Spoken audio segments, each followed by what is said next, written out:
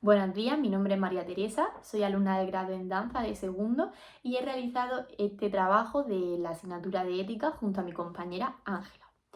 Bien, os voy a informar un poco sobre qué va a ir este trabajo, ¿vale? Los diferentes puntos que vamos a tener y a continuación nos meteremos a fondo con la información de dicho trabajo. Bien, primeramente tendremos una pequeña introducción en la que vamos a hablar sobre el significado de sexualidad, que es la palabra clave de este trabajo y en torno a la que va a girar toda la demás información. Y luego hablaremos de la diferencia que hay entre sexualidad y genitalidad. Muy importante esta diferencia, ¿vale? Después tenemos el punto 1, que se llama la sexualidad humana.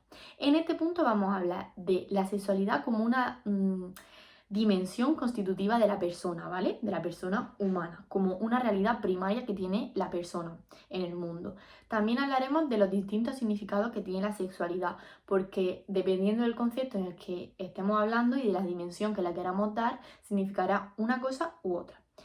Y por último, que es lo más importante que vamos a ver de este primer punto, va a ser las tres dimensiones fundamentales que tiene la sexualidad, es decir, las tres dimensiones en las que se basa dicha sexualidad, que son biológica, psíquica y espiritual. Bien, pues comenzamos con la introducción. Como he dicho antes, en la introducción vamos a encontrar qué es la sexualidad, la definición de sexualidad.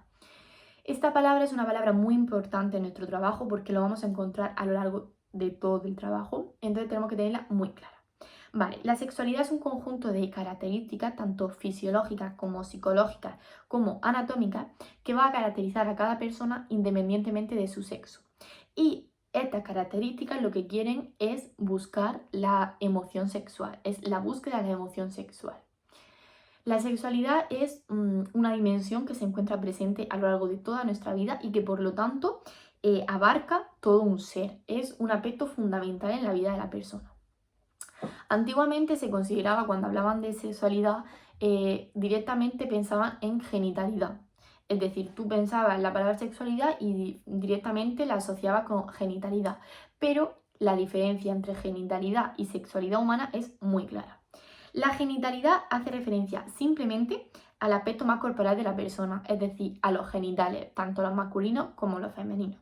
Sin embargo, la sexualidad humana es un aspecto más global.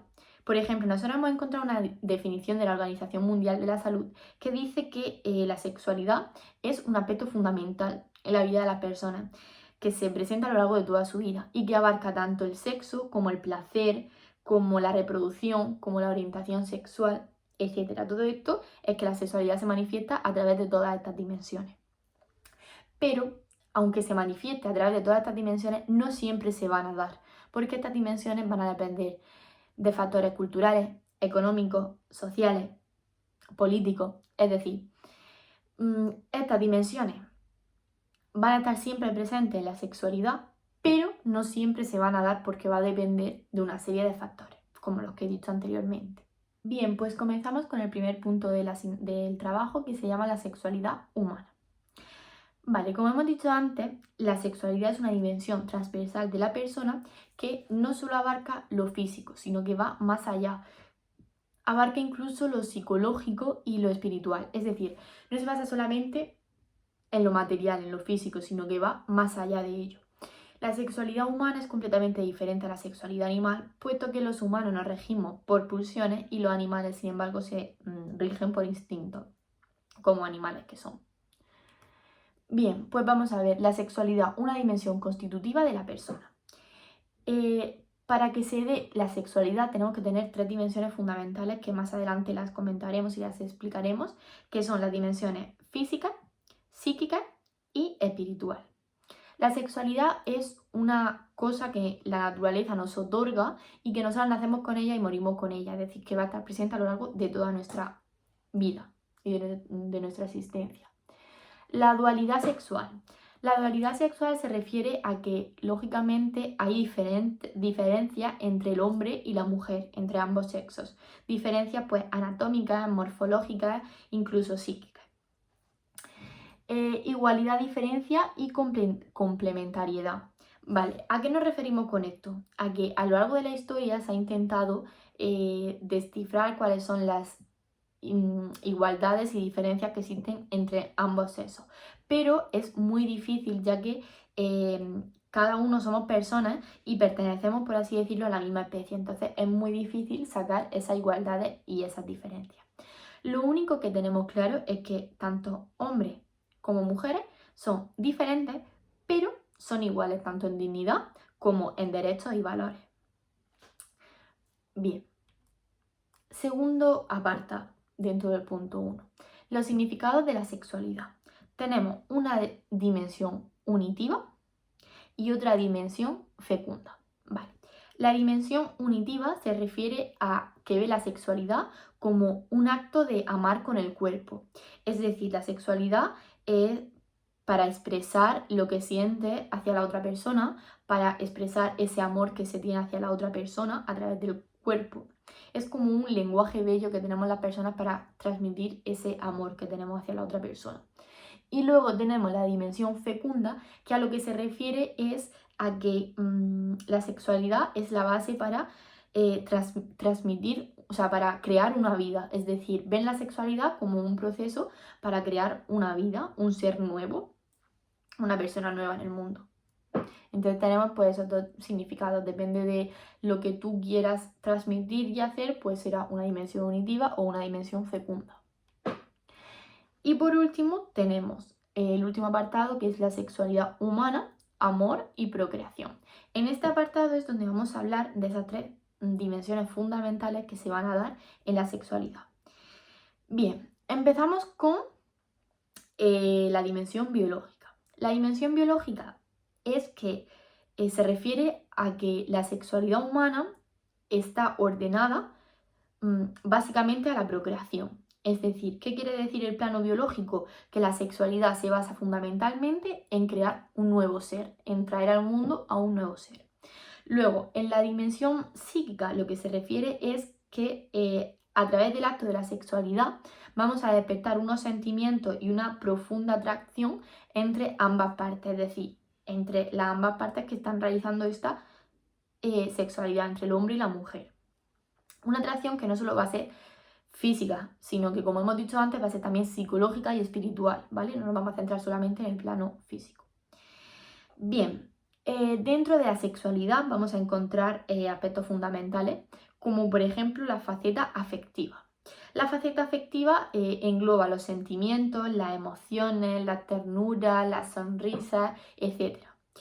La faceta cognitiva, que engloba la amistad, la complementariedad, es decir, cómo congeniamos con la otra persona. El placer también lo vamos a incluir en los diferentes aspectos de la sexualidad. Y también la procreación, como hemos dicho antes. Terminamos este punto diciendo que la sexualidad es un medio de comunicación entre dos personas. Es decir, cuando se crea este acto sexual, pues se produce una comunicación entre ambas partes. Un lenguaje entre el hombre y la mujer. Un lenguaje que entre ellos pues compaginan y mejoran. Bien, comenzamos con el punto 2, que se llama procreación humana y reconocimiento de la fertilidad. Está dividido en dos puntos, como podéis ver. El primer punto, que es la fisiología de la procreación, lo explicaré yo. Y el segundo punto, que es el reconocimiento de la fertilidad, lo explicará mi compañera Ángela, que viene a continuación. Bien, comenzamos con el primero, fisiología de la procreación. Vamos a hablar principalmente de las funciones del tracto reproductor femenino, que son, primero, producir y liberar un óvulo capaz de ser fecundado. Segundo, transportar los gametos. Y tercero, desarrollar las características y las condiciones propias más adecuadas para que ese óvulo pueda ser fecundado. Bien, hablamos del ciclo menstrual. El ciclo menstrual es un periodo de tiempo en el que el aparato reproductor femenino, el de las mujeres, se prepara para ser fecundado y para así pues crear un embrión. Suele durar unos 28 días y en los últimos días de este ciclo menstrual, si no se consigue esa fecundación, pues aparece la menstruación. Los cambios que se producen en el ciclo menstrual son aproximadamente en el día 14 de este ciclo menstrual que tienen las mujeres, el óvulo ya se encuentra maduro y sale del ovario viajando por las trompas de falopio. Aquí es donde será fecundado y permanece durante unos 2 días, más o menos aproximadamente. Si en estos 2 días no ha sido fecundado, el óvulo muere y tendrá que ser expulsado, lo que va a causar así cambios endometriales. Estos cambios endometriales consisten en preparar al endometrio para desplazarse y así desprenderse y ser expulsado. Este proceso dura hasta más o menos el día 26 o 28 del ciclo menstrual.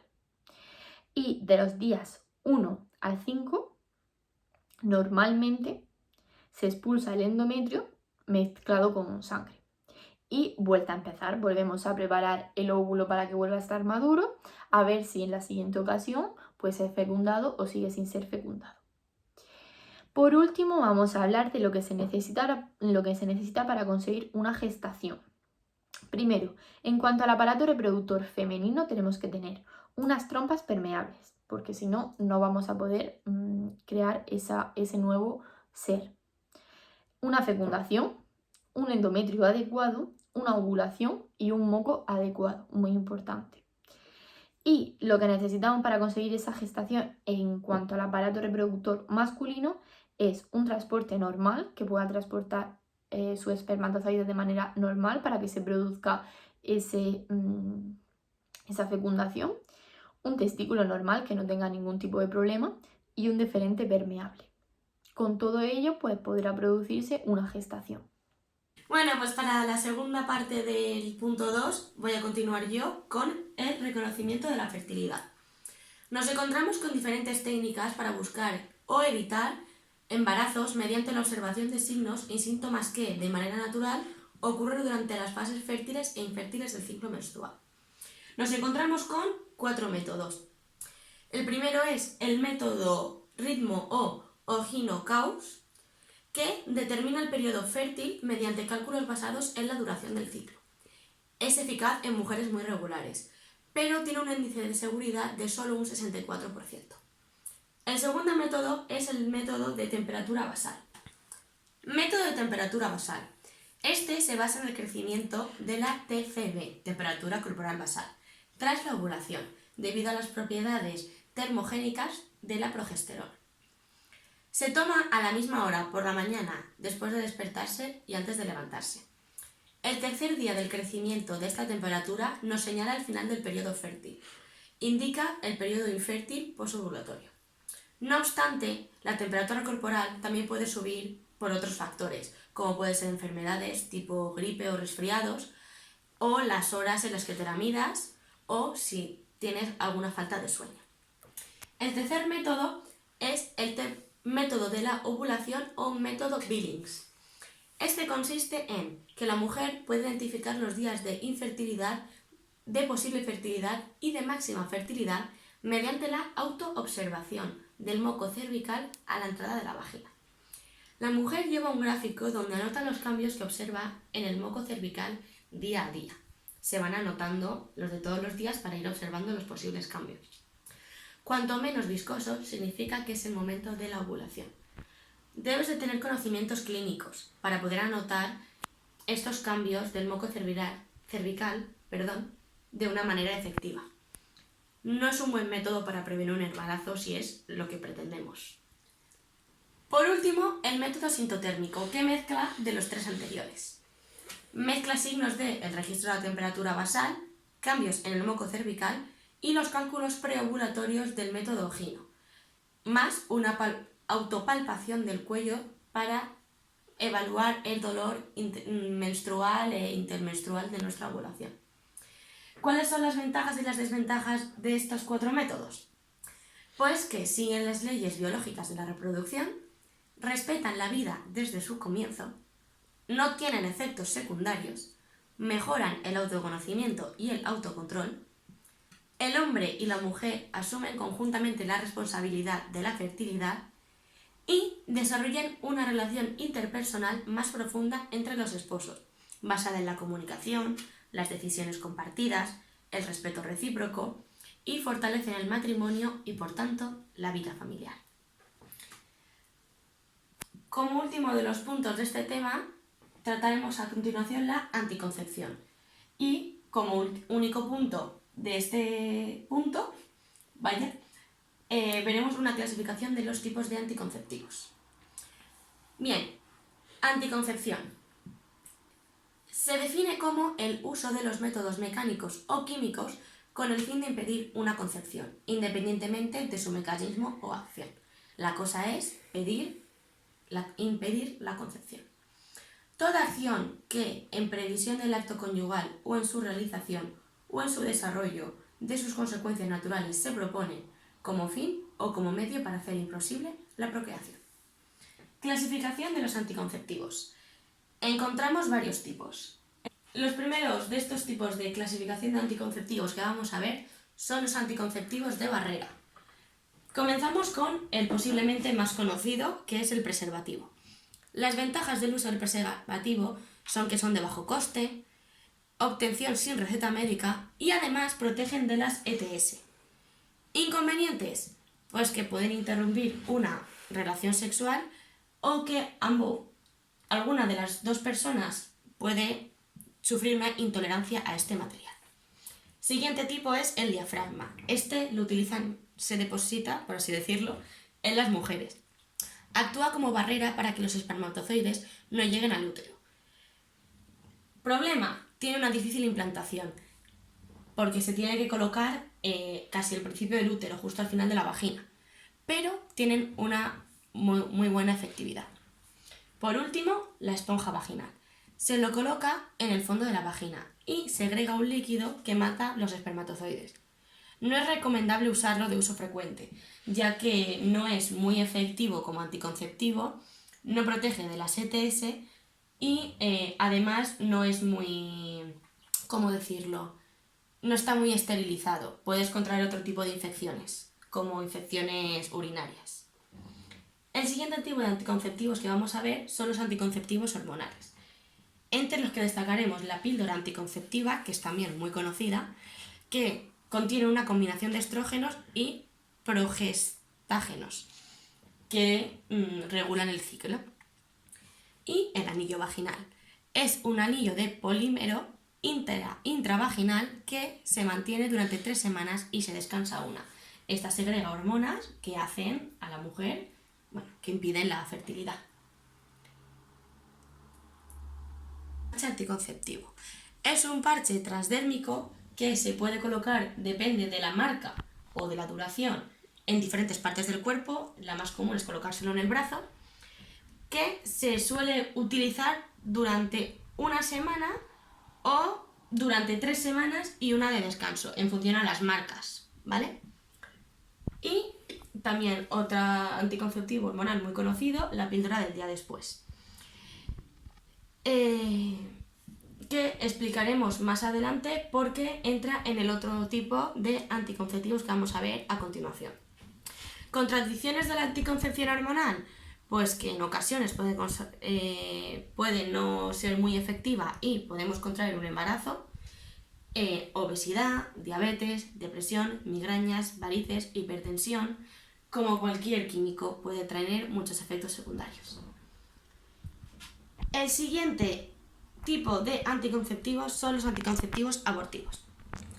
Comenzamos con los interceptivos. El más común es el DIU, siglas de dispositivo intrauterino, que se introduce dentro del útero y segrega hormonas para no contraer embarazos. Puede durar hasta 5 años. Siguiente tipo de contragestativos. El más común, una vacuna abortiva, que detiene el desarrollo del embarazo al crear anticuerpos contra la hormona gonadotropina corónico, que es segregada por el embrión. Se ha utilizado para esterilizar a mujeres en países del tercer mundo. Esta tiene bastante historia detrás. Por último, vamos a ver las píldoras en general. Las hemos visto como el anterior tipo de anticonceptivo, los anticonceptivos hormonales, pero depende del tipo de la píldora, también puede ser una píldora anticonceptiva de tipo abortivo. Las píldoras del día después son un anticonceptivo de emergencia. Se toma dentro de las 72 horas tras el coito y reduce en un 75% más o menos la probabilidad de embarazo, deteniendo en el momento del ciclo. A veces se ambulatoria.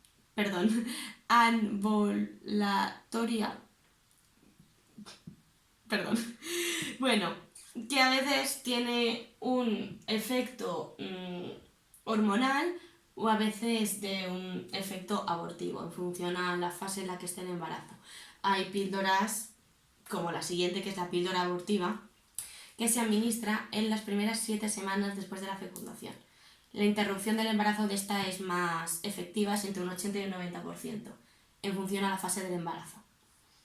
Último tipo de anticonceptivos, los anticonceptivos quirúrgicos. Estos son de manera definitiva. Una vez que se aplican estas cirugías, no hay vuelta atrás. La persona ya es estéril. La que se hace en los hombres es la vasectomía. Estos dibujos son como muy esquemáticos, ¿no? La vasectomía, sección y ligadura de los conductos deferentes, que son estos de aquí.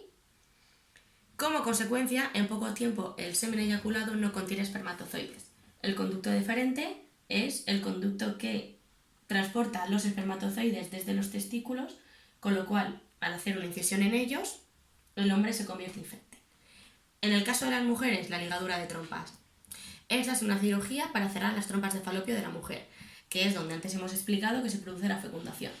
Por lo tanto, al hacer una incisión en ambas trompas de falopio, los óvulos jamás podrán salir de las trompas. Por lo tanto, la mujer se volverá infértil.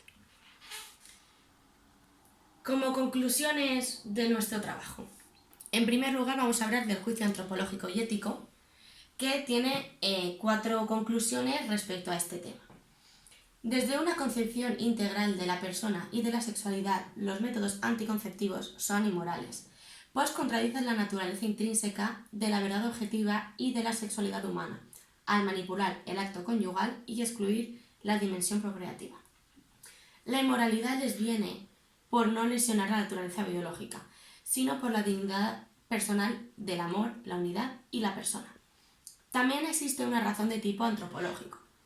El amor de los esposos les lleva a hacer de sí mismos una donación total del uno al otro.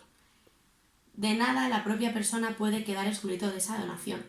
Con la contracepción se introduce un límite en la donación recíproca. No se dona toda la masculinidad o feminidad al otro y se reserva la potencial paternidad o maternidad. Por último, los métodos con efecto interceptivo o contrastivo son doblemente inmorales, ya que además de separar las dimensiones unitiva y procreativa del acto conyugal, ocasionan la muerte de personas humanas en sus primeros días de vida. La segunda parte que queremos decir en las conclusiones son conclusiones individuales, por así decirlo, opinión personal, o tras concluir este trabajo, opiniones en general que consideramos dentro de nuestro ámbito, ¿vale? La primera conclusión sería que actualmente hay muchas ideologías diferentes, con lo cual cada uno este tema de la sexualidad y de las cuestiones bioéticas en torno a la sexualidad son diferentes en cuestión a la ideología o creencias de cada persona y por lo tanto también son muy respetables. Cada uno debe de vivir su sexualidad o su manera de compartir la sexualidad como desee, sin necesidad de ser criticado por el prójimo. Por otro lado, también consideramos que hay 2 factores que condicionan esta sexualidad, por así decirlo, como son la edad y la economía. En la edad nos referimos a que no es lo mismo una persona adulta para, por ejemplo, ser padre o madre, como si fuera nuestro caso, de personas universitarias, en las que no tenemos vivienda propia, no tenemos trabajo, dependemos económicamente de nuestros padres, que no es el mejor momento pues, para vivir la paternidad o la maternidad. Y por otro lado, la cuestión económica, que independientemente de la edad, en ocasiones hay parejas estables que desean vivir su sexualidad, pero que no pueden vivir la paternidad, ya que no pueden tener una vivienda digna en común o un trabajo estable, con lo que así poder criar a su familia. Y bueno, dicho este trabajo, espero que os haya gustado y un beso a todos.